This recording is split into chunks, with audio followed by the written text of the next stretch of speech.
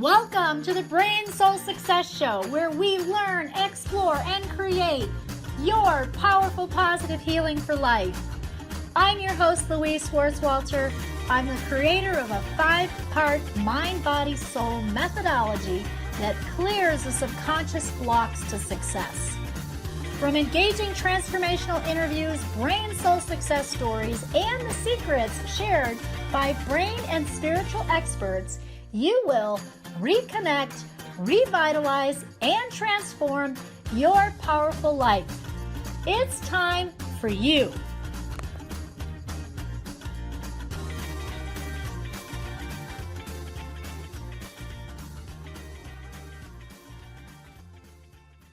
Welcome everyone, Dr. Louise Schwartzwalter here with the Brain Soul Success Show. And this is where we learn, explore, and create your powerful, positive healing for life. And my guest, Doug Pointer, today, I just love you, Doug, and I love the work that you're doing in the world. You do some unique work, and I know you're making such great changes for folks with their animals, with their dogs.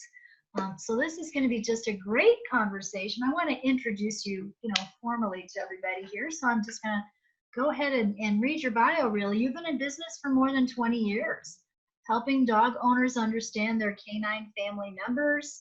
Your behavior often reinforces your pet's behavior problems, you say. So becoming aware of the problematic behavior is the very first step. So Dog eases your mind by showing you the causes of the dog's behavior problems. So as a result, he balances that relationship between, right? So what you're doing is you're help balancing that relationship between you and the dog, between the owner and the dog. That's brilliant because people need that today. And I know that many national dog training services, they use only one method. But you're not limited to one type of style. So I can't wait to dive in and find out about that, more about the style that you're using of training. So, people really, my daughter just had you got a new puppy now about a year ago, and they worked with a dog trainer too. And I don't think Penny would be who she is today, the animal she is, without the proper training. It's very important. It's very important. And I even think about that too, as we're looking at purchasing another house where we can have a fence and a dog. There you go. And I would definitely be reaching out, Give me a call. To you to be doing that, so I know you've created such great solutions for people and you like to work positively with people. And so Doug, I'm curious though, how did you even start, better dog behavior now? So, Louise, I've always done some type of training. I taught people how to play tennis for about 10 years. And prior to that, when I was a kid, I was always doing some type of coaching or training. I played football. I would force my little brother who played football to go through these coaching sessions in our backyard. And so it's kind of always been in my blood. And I got a dog, even though I couldn't have a dog when I was a kid because I had allergies. I got a dog finally. Later on in life when my allergies went away and I had a behavior problem with that dog. He growled at me one night over a bone and it was a serious growl. It sounded like he wanted to take my face off. And this was the sweetest dog that you've ever seen in your life. And so that kind of threw me for a loop. He was an American Pit Bull Terrier. And this was back in the days when everybody still thought pit bulls were evil dogs. And so I have to admit, the headlines went through my mind. I wonder if that's what everybody's talking about. I wonder if he's really a bad dog. And then I started to study everything I could study on behavior. And I found out that I caused that problem. And as soon as I changed my behavior, he went back to being the sweet dog that he'd always been. We never had an issue. And that is what kind of fired me up to do this. And that was over 20 years ago. And for the majority of that time, I've been doing this kind of underground. I've been doing it while I was working on my corporate career as a sales trainer and a sales coach and kind of doing this on the side. And I guess, you would probably have never even heard of me unless you were in this area, Richmond, Virginia, where I live. And you got referred to me by a vet or somebody at a rescue organization or somebody that I'd worked with. And it's been, I guess, in the last 3 years or so that I've been bringing this business more out into the open and focusing more on it. But I focus primarily on behavior problems and solving those problems because it's most of the time not nearly as bad as everybody thinks. And usually it's a human problem. So I work with humans and dogs. And as you said, it was perfect the way you said it, balance the relationship out. Yeah. Oh, that's so beautiful. Wow, I love what you're doing because I don't know if everybody's taking that angle. So I'm curious though, with the pit bull, that was, that was your teacher, how you even started all this. What did you have to change in you so that that pit bull became sweet again?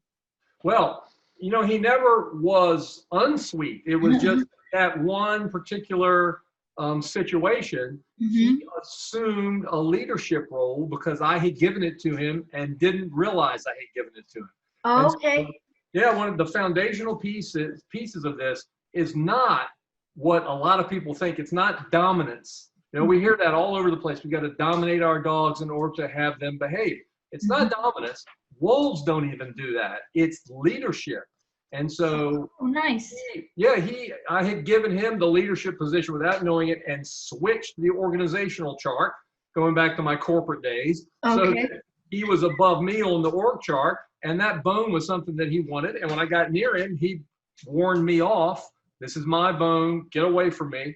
And so once I switched my behavior and assumed a leadership role with my dog, and by the way, you don't have to do anything bad to your dog to make that happen at all. It's not corrections and it's not punishment. It's not that at all. It's a switching of the energy and a switching of the way you relate to your dog. Once that happened, his behavior went into a much more pleasant disposition, exactly his normal dog disposition, and he was happy to be the follower while I was the leader. It was very easy.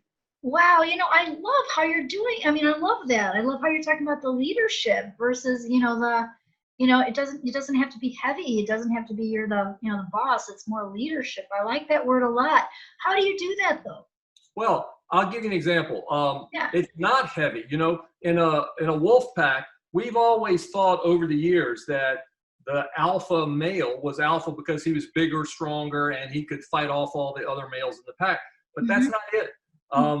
The world's foremost authority on wolves, Dave Meach, wrote a book about 50 years ago describing wolf behavior and the dominance in a wolf pack. And then probably 15 or so years ago, he came out and said, I was wrong. I was absolutely wrong. That book was written based on a prior study, an old study of captive wolves. When he had a chance to go study the wolves on Ellesmere Island and actually infiltrate the pack, for 16 summers, he said he never saw one dominant behavior, but there was lots of leadership.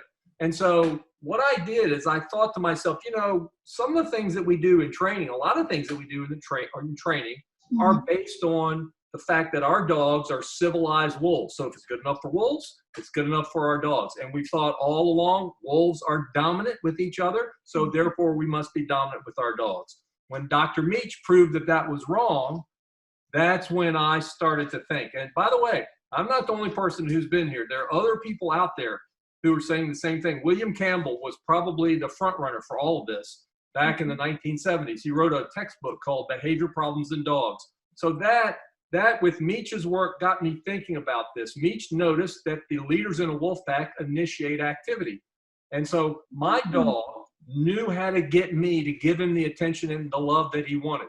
And so he could give me a look, he could paw my leg, he could nudge my hand with his nose, he could bark, he could drop a toy in front of me and get me to play with it. And that is him initiating activity with me. And if I follow, then I have put myself under him because he started an activity and I followed him. So when I switched that, when I made him do a little work for my love, if he wants to play, you got to give me a little obedience. Okay, I'll throw the toy for you, but you got to sit first. I'll take you outside, but you got to sit first. I'll pet you, but you got to come to me first. It changed like that. And he went right back to being the loving dog, and I was the leader. And dogs have to have a leader. That's how they've survived for millions of years. Wow, that's that's really, I love how you explain that. That makes so much sense. That makes sense. So really that's what you're doing when you're coaching people. You're, like you said, you work more with humans than the animal. You're helping the human to help the animal. I work with both. Okay. What I find is in most cases, I get phone calls every day. I got one the other day. My dog has been biting people nipping people, and getting real pushy with people. And, the first thing I ask is, well, where does he sleep? And the answer is always the same: in the bed with me. And that's right there where the leader is supposed to be sleeping. And then I always say, and how much have you just loved on this dog and spoiled this dog and just given him affection for no reason whatsoever? And the answer is always a lot. I always say, your dog is running your house. And your dog feels like he or she is the reason for your existence. And I always say, you give your dog more attention than you would give a child. And they always go, I do. And I go, that's what your problem is. And so once we switch that, not that you can't love your dog, but once we make there be a little price to pay for it, in the dog training world, it's known as nothing in life is free. Once we make your dog have a little bit of a job, then all of a sudden the behavior stops getting really pushy. All of a sudden, in most instances, they start to follow you and they change. Their behavior normally changes pretty quickly. Now, here's where my work really comes in, is that when we got issues, when we got dogs that have maybe bitten people or nipped people or gotten real pushy with people, many times there needs to be behavior modification that's done on top of this leadership switch. But there's no amount of behavior modification that's going to work if the owner is not the leader, and every human in the house is not the leader with the dog. So that's the kind of work that I do with folks. Wow, that makes so much sense. I love it. I love that. I had somebody last night with an Australian Shepherd who two behavioral trainers had told her to take him back to the rescue organization. The vet had said, you need to give him Prozac. So they were going to load him up on Prozac. And he had nipped a person, he had bitten a dog. And so when I went out and met with him, he was a great dog. I just started having him do work for me. I started having him do obedience for me. He followed me. I showed his owner how to do the same thing. And he was an absolutely wonderful dog. But all kinds of people were thinking, we need to get rid of this dog. And it was simply because the owner had switched the leadership position. The dog was running the transactions and the owner was following. So he was getting a little pushy with people. And so once we switched the transaction, owner's running it, dog's now following it. He changed like that. It's so simple, but it's so profound. It makes so much sense. It's simple, which is what makes it difficult. Now, very true. Now, granted, look, here's the story. I'm not gonna sugarcoat this. There are dogs that have got some serious behavior problems that we need to do some serious work on. And I do that. I've got another couple with a dog who's bitten people's hands. Well, that dog has been hit, and he was a rescue dog. And anytime anyone would get near him with their hand, he would do that because he's been hit. When you go to pet him, he ducks his head. And, the second session I had with them, I said, did you notice how he ducked his head when you went to pet him? And they went, yeah. I went, he's been hit. He's hand shot. And so we've got to work on that. But none of that works if we don't have an owner who's a leader. Who's a leader. Yeah. Yes. That, that makes sense. The angle that I actually take with animals, I'm not a behavior trainer like you. I don't do anything like that. But, I do energy work. And I was thinking of a veterinarian that I trained in my system who was able to do energy work on animals and calm them down. So those rescue calls that came in, she was trained in doing acupuncture on animals. And so she would do the energy work and calm the dog down so that they could do acupuncture for, for any kind of physical issue or whatever that was going on with the dog. But it also was always emotional too. So when I think about, what you're doing in terms of leadership, I just feel like it's your energy that also works with animals and people, Doug, because of the training that you've done with yourself, and being able to hold that position and hold that place as a leader and as a coach. So it's energetic too. It's energetic, isn't it? It is. And I'll give you, and for your listeners, I'll give you a little tip and a little hint. I told my client last night with this Australian Shepherd, I said, I want you to notice how I approach him. He's right here. I'm not going to approach him dead on like that because dogs don't do that. The way dogs dissipate the energy and dissipate the tension and relax everything is they approach on a curve. If you watch dogs, if they're coming nose to nose like that, there's going to be a problem. They don't typically do that. They curve like that, and that lightens everything up. So when I approached my client with their dog last night, I did not walk straight at him. I walked on a curve like that. Nice. Excuse me. And he just immediately relaxed. And then he did another thing that dogs do to relax. He turned and looked away from me. That's their way of dissipating some energy. And so I didn't approach anymore when he looked away. I just waited for him to look back at me, and he had a relaxed look on his face, and I continued to make a little curving approach. I never walked up and tried to touch him. I walked up to him and I stood sideways in front of her and him, because frontwards is confrontational. Sideways is comfortable. That's one of the things that you can do, is walk parallel. You know, like two dogs walking parallel is very relaxing for the dogs. And so if you mimic that, if you're not coming straight at the dog, but you're standing sideways, it tends to relax everything. And so he just kind of relaxed. And as soon as he relaxed, I rewarded him. I use marker training, which is a clicker. As soon as he relaxed, I clicked and tossed him a food treat. He was like, oh, wow, I like this guy. And then before we were done, I had him sitting for clicks and treats. And he's like, I'll do anything you want me to do. And so she went, wow, he really likes you. And I said, yeah, you know, so that's kind of how I do it.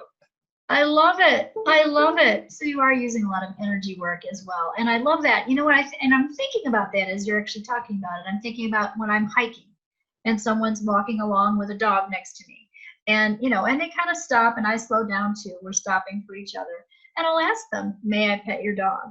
You know, first. And you're right. I'm approaching them from the side. Yeah. I'm not doing this with the dog. I didn't even think about that till like you just mentioned that right now. And I you know, I don't think we even sometimes know that we're doing that, but what a great tip. You know, what a great tip. Well, you probably do it kind of naturally, you Yeah. know, and it's a thing that it helps to keep the confrontation down and relaxes everything. Now, here's the thing. If the dog is loose, I mean, I can do that because she's got him on a leash and we've got control. So we don't need to worry about anything. And you just see him relax. I've had dogs that have bitten people before who, when I stand sideways in front of them at a distance where I know they're not going to get me, you know, and the owner's got the dog on a leash, they lay down. And I had an owner look at me one time and went, that's never happened. And as soon as the dog lays down, click, treat. And all of a sudden it's like, oh, I get rewarded for that. That's the other thing you need to understand is the power of rewards. Any behavior that's rewarded is going to be repeated. And so I had a client say to me one time, oh, I agree with that. Any good behavior that's rewarded is going to be repeated. I went, no. Any behavior that's rewarded is going to be repeated, even bad behavior. So, you know, if your dog is barking at somebody and acting in an aggressive way and you go, it's okay, you are rewarding that behavior. So what I do is I approach on a curve, I stand sideways, and I wait for that behavior to stop. I don't let the owner reward it. I say, don't feed into that energy at all. Just let the dog do that. And as soon as the dog gets tired of doing that and relaxes, click, treat, and you'd be surprised how often the behavior just starts to calm down because I got rewarded when I was calm. Right. Well, it makes total sense. Yeah, it makes total sense. It's reminding me of behavior modification as a special ed teacher. Back when I was in like kids. It's a lot like kids. Not any different. What has been some of your biggest challenges with working with owners and dogs or both? Well, you know, you remind me of, it was a client I had last year, one of my favorite clients. She had a pit bull named Titus, and she still has Titus. And Titus had bitten multiple people. Now, Titus weighed 90 pounds, so he hadn't bitten people with a lot of intensity. A 90-pound dog biting you with intensity will get your dog taken from you. But he would take the hands, and he would do that, and he would chase people out of the yard. And so when I arrived, the very first session, Titus had the look of a stone cold killer on his face. He wanted to come get me. And I told her, I said, this is going to take a little while. So we probably had done 4 sessions out of a package. I'd sometimes do package programs with people. Mm-hmm. And at the start of the 5th session, Rebecca brought Titus out, and she went, the whole neighborhood wants to know what I've done with this dog, because he's wagging his tail now, and he's having fun, and he's not looking like he wants to hurt people. Now, here's the thing. It took me into the 2nd package for me to figure out why Titus was nipping. And so I asked Rebecca. Her husband traveled for his business, and he would be gone for months at a time. Mm-hmm. I said, where does Titus sleep? And she went, in my bed. And I went, and how much do you rely on Titus to feel good? And she went, a lot. And I went, he feels the need to protect you. So the nipping is coming when people get near you. Mm-hmm. And I said, as soon as you can take that burden off of him, Mm-hmm. he'll start to relax. And she said, well, my husband's coming in off the road next month. And I said, well, I think that'll be good. And so, we were able to get him to where she could take him through the neighborhood and nobody was scared of him, and he would act pleasant. And when her husband came home, then started to relax even more. But prior to that, you didn't want to get near Titus. Interesting.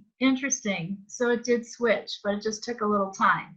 Yeah. Yep. And, you had to retrain. It's like retraining. Yes. Yeah. But quite truthfully, this stuff is not magic. It's not like a pair of pants that you alter and then it suddenly fits. You don't have to do anything with it. Mm-hmm. She's going to have to keep working on him and get him better and better and better, because he's been doing this for a long time. He's a rescue dog, mm-hmm. and we don't know what his background was. We have heard that it might not have been the most pleasant. So this is a continued work for Titus to get along. But as Rebecca told me, her husband said, Titus is pulled on the big boy pants now. He's able to get along in society. We walked him through a Lowe's and without a muzzle, and he walked right by everybody in Lowe's, and he was just a happy dog, and no one wanted to pet him because he's a big dog, but he didn't have any fear of anybody. He didn't have any barking or growling. He was acting very calm and relaxed as we walked through Lowe's. And so that's great.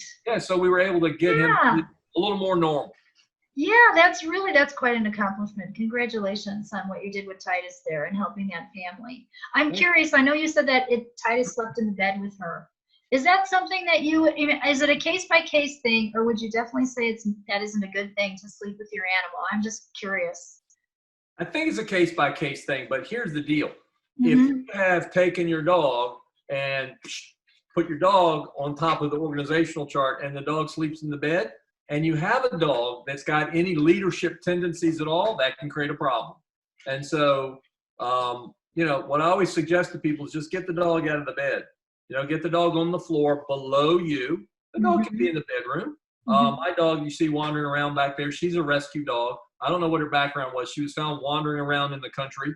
But that dog bed that you see back there, she sleeps on that in my bedroom not at the foot of the bed, but down at the other side of the room. Mm-hmm. And she stays there calmly at night, curled up in a ball. That's a safe thing. And she's not sharing my bed. She's not up there with me. Height can sometimes equal superiority, and she's not up there. If you're going to have your dog in the bed, and there are people who are going to do it no matter what I say, there should be a price for it. The dog should have to do some obedience to get up in the bed. Have the dog sit, have the dog lay down, then that's the price of getting up on the bed or the furniture. So it's still you running that transaction, if that makes sense. Yeah, it does make sense. My mind is slipping back to growing up, and we had a German short-haired pointer that my brother was going to teach to be a hunting dog, which never happened. So the dog became a big baby in our family. And when my brother got married and moved out, the dog had his bed. So it was the dog's bed. Yeah. And we would go pet Duchess on the bed. So yeah, did that dog run the house? Looking back, probably, although it was a good dog. So I don't know what flow we still had of leadership. I think we had some, but not certainly, the techniques that you're teaching us all here. And I appreciate it. I love this. This is awesome. Louise, what I always tell folks is, look, if you have dogs, like I have a client that's got 2 Basset Hounds. Okay. I mean, what's the implication if the Basset Hound is the leader in the house? I mean, generally no one is going to be bitten No one's going to be chased out of the house. I mean, what does a basset hound do, right? But they just can decide whether they want to listen to you or not, whether they want to pay attention to you or not. I don't really have to pay attention to you if you're a lower dog to me, Right. Now, if you have a dog that's got any guard dog tendencies, got any leadership tendencies, like my client who had an Australian cattle dog, they still have her. At age 13 months, they rescued her. She'd had 4 owners in that period of time because she was so crazy, crazy wild with energy. She'd see a light on the floor, she would chase it. She would go ballistic barking at birds or squirrels. She would bark at them. She would nip them. And she had torn the upholstery out of the ceiling of 2 cars of 2 different owners because she saw animals on the side of the road, and she was so frustrated she would rip all that out. I was told this when the owner called me for the session. And so I said, all right, when I go over there, is she going to try to bite me? Because if she is, then we've got another way to start the session. She said, probably not, but she will go ballistic and she will lose it. I said, okay. So I went over to her house, and when Sandy opened the door, I walked in, shook hands with her, and focused directly on Sandy, paid no attention to Bella, the Australian cattle dog, who promptly ran up and sat in front of me and stared at me the whole time. And Sandy went, that's never happened. And I went, well, I'm not doing what you do, which is pay attention to all of that craziness. Right. Rewarding that behavior. And think about it, and following, because that craziness means I want some attention. So if I give her attention, she's initiated activity with me and I have followed her, which means she's running me. So I did none of that. I just focused on Sandy, and this dog proved herself to be what almost every herding dog is, a soldier. She said, oh, you're acting like the general. I'll come and sit beside you and wait for my orders. And the interesting thing is, before COVID-19, we would do a weekly walk for my clients, and Sandy would bring Bella, and Bella would sometimes act up, and I'd walk up and I go, can I have her? And she would hand her to me, and she'd straighten up like that. And she would go, why is she doing that? Because I'm not doing what you do. I'm leading her.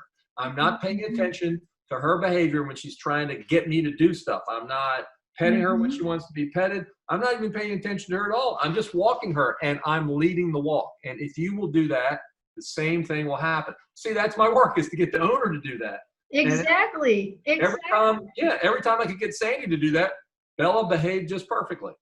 Right. So it is a lot working with the owner. On the business side of things, what has been some of your challenges, in either not necessarily the challenges with working with the people or the animals, but more the business side of things? What have been some of your challenges there? Well, as I mentioned, I haven't really been doing this with a huge amount of effort until about 3 years ago. And I wouldn't even call the past 3 years a huge amount of effort. I have some pretty good income. I probably make, in terms of income, I add another half to what my normal corporate income is with this business, because I do it on the side. I do it in the evening, during the week, Monday through Thursday, when it's warm. And then on Fridays and Saturdays, I do the business. But where I'm going right now is I'm taking this online. I'm creating courses right now, and I'm giving myself a 12-month timeline to build the business online.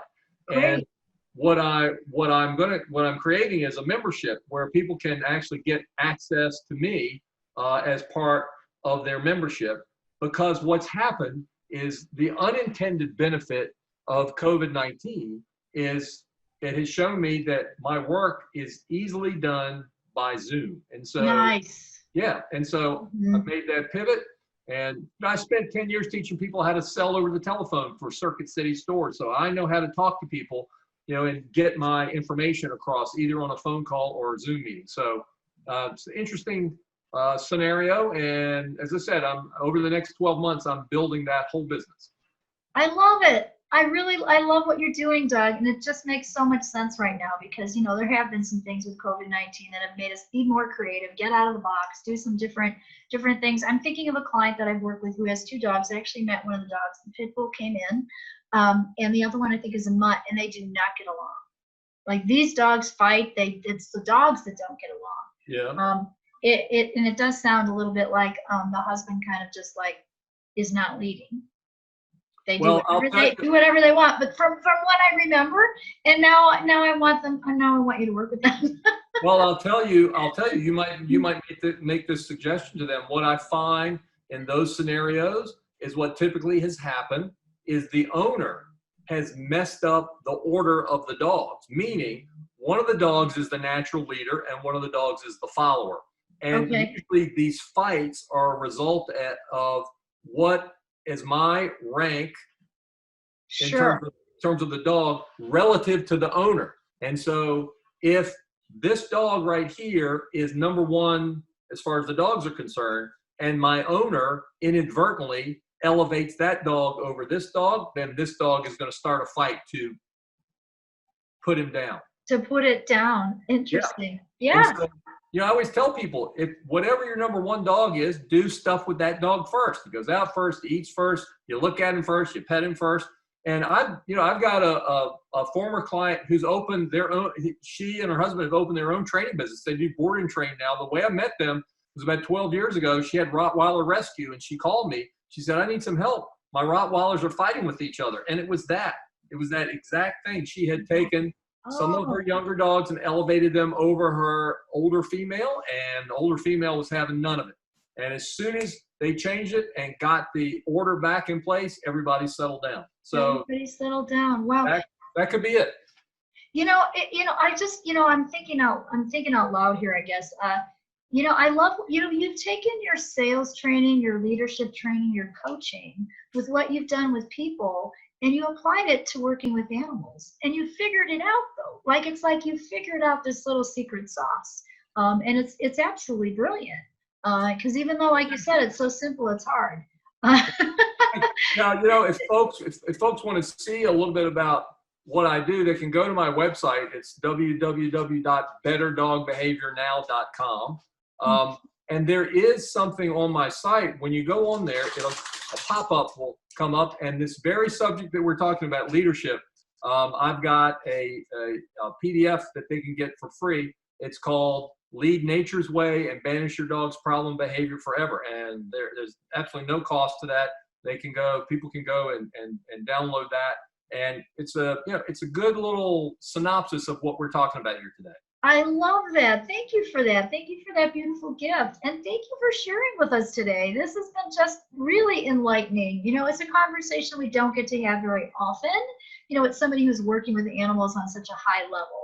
I love that you're working on Zoom now, because like I said, I have clients here in Albuquerque that I'm thinking about already. I'm like, oh, this is awesome. Doug doesn't have to be with you in person. He can help you. Yeah, absolutely. You can. So that's so exciting. So I'm so excited to get this out there for you. And thank you for the work that you're doing with our people and our dogs. Yeah. Well, thank you for having me on the show. This has been a lot of fun. I love what you do. You and I have known each other for a while, and I love you. And I thank you for having me on the show. Hey, you're so welcome. You're so welcome. So this has been such a gift. And we just want to say thank you to all of our audience here. And if you have any questions or comments, please, share them with us. We'll put Doug's information there for you too, and that free gift on Better Dog Behavior Now. And look that up. And then we look forward to seeing you next time. Have a great day, everyone. Bye. Thank you.